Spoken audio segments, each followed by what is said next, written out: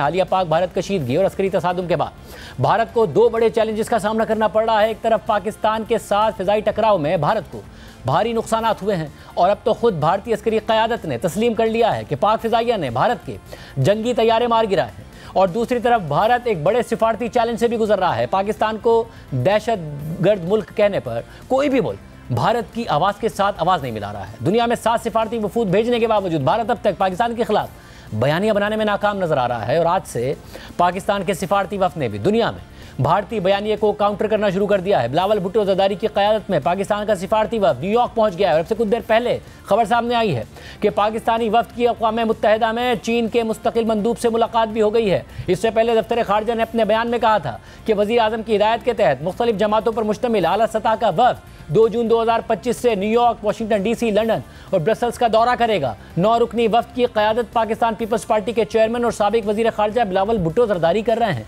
दफ्तर ख़ारजा के मुताबिक एक और वफ़द जिसकी क़यादत वज़ीर आज़म के मामले ख़ुसूसी तारिक फ़ातमी कर रहे हैं, वो 2 जून 2025 से मॉस्को का दौरा करेगा। इन वफूद के दौरों का मकसद हालिया भारतीय जारियत के तनाजुर में पाकिस्तान के मौक़िफ़ को उजागर करना है, जबकि इससे पहले खुद वज़ीर आज़म शहबाज शरीफ तुर्की, ईरान, अज़रबैजान और ताजिकिस्तान का दौरा मुकम्मल कर चुके हैं। इसलिए भारत में वज़ीर आज़म मोदी पर तनकीद बढ़ रही है कि इस नाजुक मोड़ पर नरेंद्र मोदी मुल्क के बाहर सिफारती मुहिम को लीड करने के बजाय मुल्क के अंदर इंतखाबी मुहिम चलाने में मसरूफ़ हैं। उनके वज़ीर ख़ारजा भी बाहर नहीं जा रहे हैं और जो सिफारती वफूद उन्होंने बैरून मुल्क भेजे हैं उन्हें भी अंडर सेक्रेटरी या साबिक ओहदेदारों तक ही रसाई मिल रही है, जिस पर भारतीय अपोजिशन और आम शहरी अदम इत्मीनान का इज़हार कर रहे हैं। और सिर्फ यही नहीं, मोदी हुकूमत की सरहदों से बाहर मुखालिफिन की टारगेट किलिंग की पॉलिसी की वजह से भारत को सिफारती लिहाज से आज एक बड़ा धचका लगा है।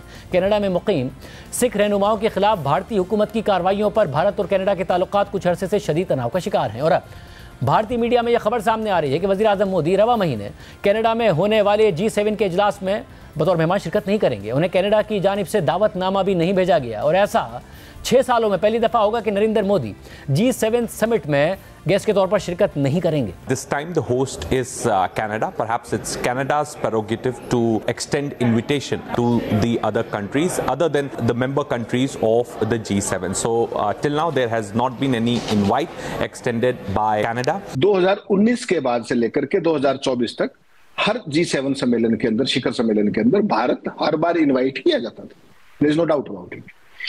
मैं तो ये कहता हूं कि as per IMF data Bharat जो दुनिया की 5वीं बड़ी इकोनॉमी है, उसके बावजूद भी अगर भारत सरकार चौथी कहती है तो उसको भी मान लेते हैं, वो भी हो ही जाएगा देर सवेर, उसमें भी कोई समस्या नहीं है बड़ी। भारत को इस बार इनवाइट नहीं किया जा रहा है। इस बार जो होस्ट कंट्री है वो कनाडा है और कनाडा में ये 15 से 17 जून को होने वाला है अल्बर्टा में।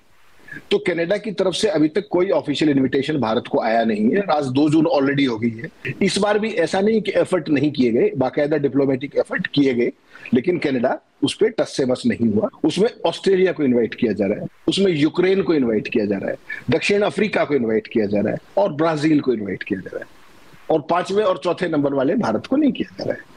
कांग्रेस केरला ने इस पर सवाल उठाया है कि नरेंद्र मोदी को G7 समिट के लिए क्यों नहीं बुलाया गया। जयशंकर, क्या आप जाकर चेक कर सकते हैं? इसके अलावा हफ्ते को भारतीय chief of defence staff Anil Chauhan ने जब ये तस्लीम कर लिया कि 6 और 7 मई को पाकिस्तान ने भारतीय तैयारे मार गिराए थे, तो इसके बाद से भारत में मोदी हुकूमत के खिलाफ मजीद तनाज़ात खड़े हो गए हैं, जहाँ खुद बीजेपी के हामी इस इंटरव्यू पर chief of defence staff Anil Chauhan पर तनकीद कर रहे हैं, उनकी ट्रोलिंग कर रहे हैं, भारत से बाहर इंटरव्यू देने पर एतराज़ कर रहे हैं, सच बताने पर तनकीद कर रहे हैं कि क्या ज़रूरत थी ये बताने की। तो वहीं मोदी हुकूमत पर उठने वाले सवालात में भी इजाफा हो गया है। कांग्रेस ने फौरी तौर पर पार्लियामेंट का खुसूसी इजलास बुलाने का मुतालबा कर दिया है। साथ ही कांग्रेस रहनुमा सुप्रिया श्रीनाथ ने सवाल उठाया है कि वजीर दिफा राजनाथ सिंह, जिन्होंने 2 ऑल पार्टीज मीटिंग्स की सदारत की थी, उन्होंने वहां ये बात क्यों नहीं बताई? क्या ये बात पार्लियामेंट को नहीं बताई जानी चाहिए थी? मोदी जी क्या छुपाने की कोशिश कर रहे हैं? भारत के chief of defence staff general Anil Chauhan ने हिंदुस्तान से हजारों किलोमीटर की दूरी पर सिंगापुर में ब्लूमबर्ग और रॉयटर्स को दिए हुए अपने एक अंग्रेजी के इंटरव्यू में ये माना कि हाँ जरूर हमारा कुछ नुकसान हुआ, हमारे कुछ जेट्स गिरे, लेकिन ये जरूरी नहीं है कि हमारे जेट्स गिरे, ये जरूरी है कि ऐसा क्यों हुआ, उनको क्यों गिराया गया, लेकिन सरकार उस पर लीपापोती क्यों कर रही है? नरेंद्र मोदी क्या छुपाने की कोशिश कर रहे हैं? ये अपने आप में संशय पैदा करता है, क्योंकि ना वो सिर्फ देश को कर रहे हैं, वो असल में सेना के मनोबल को कमजोर कर रहे हैं। जनरल चौहान ने ये बड़ी बात बोली तो उन्होंने डिसिप्लिन आर्म फोर्स की तरह बात करी, लेकिन बीजेपी का जो इकोसिस्टम है, जो 2 रुपल्ली के ट्रोल हैं, वो खड़े हो गए ये कहने के लिए कि ऐसा करके CDS chief of defence staff ने नैरेटिव खराब कर दिया है। अब वो समझाएंगे कि चीफ ऑफ डिफेंस स्टाफ कब, कहां, कैसे, क्या बोलेगा। ये वही लोग हैं जो विक्रम मिस्री के पीछे पड़ गए थे, उनकी बेटी को नहीं बख्शा था, और अब ये जनरल चौहान के पीछे पड़ गए। लेकिन असलियत यह है कि इन लोगों को किसी चीज की कोई समझ नहीं है। ये लोग सिर्फ ट्रोल कर सकते हैं जब सच और तर्क बोला जाता है, और तर्क बोलना यूनिफॉर्म के लोगों का, टॉप डिप्लोमैट्स का काम है। और जब वो तार्किक बातें करते हैं, जब वो सच्चाई बयां करते हैं, तो इनके झूठ के पुलिंदे ध्वस्त हो जाते हैं। सवाल आज इस बात का है कि जो बात चीफ ऑफ डिफेंस स्टाफ ने सिंगापुर के एक इंग्लिश इंटरव्यू में कही, क्या वो बात रक्षा मंत्री और प्रधानमंत्री इस देश के सदन को इस ऑल पार्टी मीटिंग में नहीं कह सकते थे? दो मीटिंग हो गई, वहां पर कुछ नहीं बताया गया। संसद के विशेष सत्र की डिमांड लगातार उठ रही है। यह काम चीफ ऑफ डिफेंस स्टाफ ने किया है, लेकिन नरेंद्र मोदी कुछ तो छुपाने की कोशिश कर रहे हैं। वो क्यों कर रहे हैं, इसका जवाब सिर्फ वो दे सकते हैं। लेकिन इस प्रोसेस में वो सेना के मनोबल के साथ और इस देश के विश्वास के साथ जरूर खिलवाड़ कर रहे हैं। कांग्रेस ने अपने ऑफिशियल एक्स हैंडल से भी यही सवाल उठाया है कि मोदी हुकूमत तैयारी गिरने को क्यों छुपा रही है। साथ ही आज़ाद सहाफ़ी भी ये सवाल उठा रहे हैं कि जिन सहाफ़ियों और अखबारात ने शुरू में ही भारतीय तैयारी गिराए जाने की तस्दीक करते हुए खबर दी थी, उन पर दबाव डाल के माफ़ी मंगवाई गई, वो खबर अब दुरुस्त साबित हो गई है। तो क्या वो अखबार दुरुस्त खबर पर माफ़ी मांगने पर अब दोबारा माफ़ी मांगेंगे? रक्षा प्रमुख सिंगापुर में यह इंटरव्यू दे रहे हैं, शंगरीला डायलॉग में बोलने के लिए गए हैं। द हिंदू की पत्रकार सुहासिनी हैदर ने एक्स पर लिखा है कि सीडीएस कहते हैं कि सेना के लिए यह देखना महत्वपूर्ण था क्यों भारत का जेट गिरा है। सरकार के लिए अब जरूरी हो जाता है कि वह ज्यादा सूचनाओं को साझा करे, और ट्रोल के लिए जरूरी हो जाता है कि इसकी रिपोर्टिंग करने वाले पत्रकारों को टारगेट करना बंद करे। सुहासिनी हैदर द हिंदू की पत्रकार हैं। इसी अखबार की पत्रकार विजेता सिंह ने ऑपरेशन सिंदूर की अगली सुबह 8 मई को विमानों के मलबे की एक तस्वीर साझा की, लेकिन उन पर सब टूट पड़े। विजेता सिंह ने उन तस्वीरों को डिलीट कर दिया। ट्रोल विजेता सिंह पर इस तरह से टूट पड़े कि बहुत सारे पत्रकार इस खबर से पीछे हट गए। यहां तक कि द हिंदू अखबार ने खेद जता दिया और रिपोर्ट ही डिलीट कर डाली। द हिंदू ने लिखा कि ऑपरेशन सिंदूर में शामिल भारतीय विमान के बारे में हमने अपना पहला पोस्ट डिलीट कर दिया है। भारत की तरफ से इसकी कोई आधिकारिक सूचना नहीं दी गई है, इसलिए हमने अपने प्लेटफॉर्म से हटा दिया। हमें अफसोस है कि पाठकों को इसे लेकर भ्रम हुआ होगा। हिंदू ने एक तरह से माफी मांग ली। अपनी रिपोर्टर की रिपोर्ट से पीछे हट गया अखबार। कितना टफ है इस समय में रिपोर्टर होना।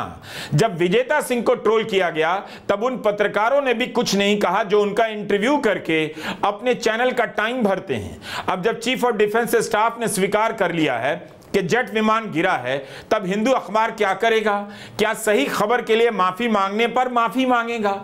यह भी एक रिकॉर्ड होगा, सही खबर छाप कर भी माफी मांगने का रिकॉर्ड। हम एक बार फिर से बता दें कि भारत का कितना जेट विमान गिरा है, इस बारे में सीडीएस जनरल अनिल चौहान ने कुछ नहीं कहा। बल्कि जब पूछा गया कि पाकिस्तान का दावा है कि भारत के 6 विमानों को गिराया गया, तो उन्होंने इसे पूरी तरह गलत बताया, यानी 6 विमान गिराए जाने की बात नकार दी। लेकिन नंबर महत्वपूर्ण नहीं है, रॉयटर्स को कहते हैं। तो क्या यह माना जाए कि उन्होंने संख्या के बारे में अभी भी निश्चित तौर पर या अंतिम तौर पर कुछ नहीं कहा? नंबर महत्वपूर्ण नहीं हो सकता है, लेकिन नंबर तो हो सकता है, 1, 2 या 3 या कुछ भी। उसे महत्वपूर्ण ना माना जाए, लेकिन विमान की संख्या बतानी तो चाहिए। उन्होंने नंबर क्यों नहीं बताया? यह सवाल इसलिए कर रहा हूं कि 30 मई को पत्रकार आदेश रावल के पॉडकास्ट में बीजेपी के सांसद सुब्रमण्यम स्वामी ने कह दिया 5 फाइटर प्लेन गिराए गए, लेकिन सीडीएस जनरल चौहान ने स्वीकार तो कर लिया कि विमान गिरा है। कितना विमान गिरा है यह साफ नहीं, कौन सा विमान गिरा है यह भी साफ नहीं। वायुसेना के प्रमुख ने एक भी प्रोजेक्ट के समय पर पूरे नहीं होने का बयान यूं ही नहीं दिया होगा। कुछ तो है जो धीरे धीरे छनकर बाहर आ रहा है, कुछ इधर से कुछ उधर से निकल रहा है। अब इस सारी सूरत हाल में पाकिस्तान का वफ्द अमेरिका पहुंचा है।